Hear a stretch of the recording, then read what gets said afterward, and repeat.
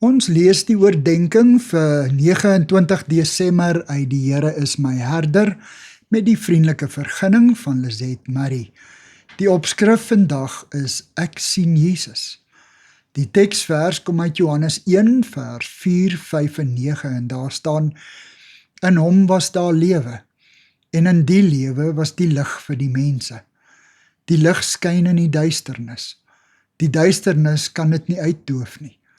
Die ware lig wat elke mens verlig, was aankom na die wêreld toe.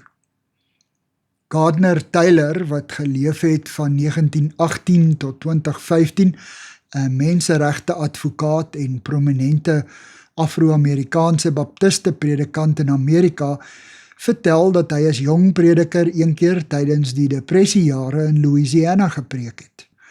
Daar is pas begin om elektrisiteit in die streek aan te lê, en in die kerk van 'n plattelandse gemeente het daar net een enkele gloeilamp in die middel van die plafon gehang.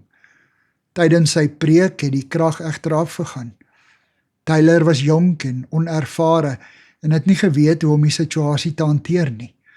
Maar toe roep 'n bejaarde lidmaat hard uit: "Preek, dominee, preek! Ons kan Jesus steeds in die donker sien." Adventstyd is 'n tyd van afwagting. 'n Tyd wanneer ons weer herinner word aan die ware lig wat aarde toe gekom het om die duisternis weg te neem. Wanneer ons rondom ons kyk, wonder ons, waar is die lig waarvan Johannes hierbo skryf? Ons sukkel om Jesus in die donkerte rondom ons raak te sien.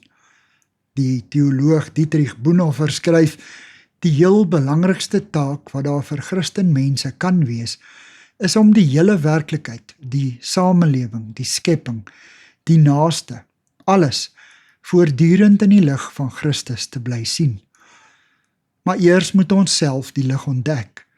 Soos die bejaarde kerkganger moet ons kan uitroep: "Preek, dominee, ons kan Jesus steeds in die donker sien."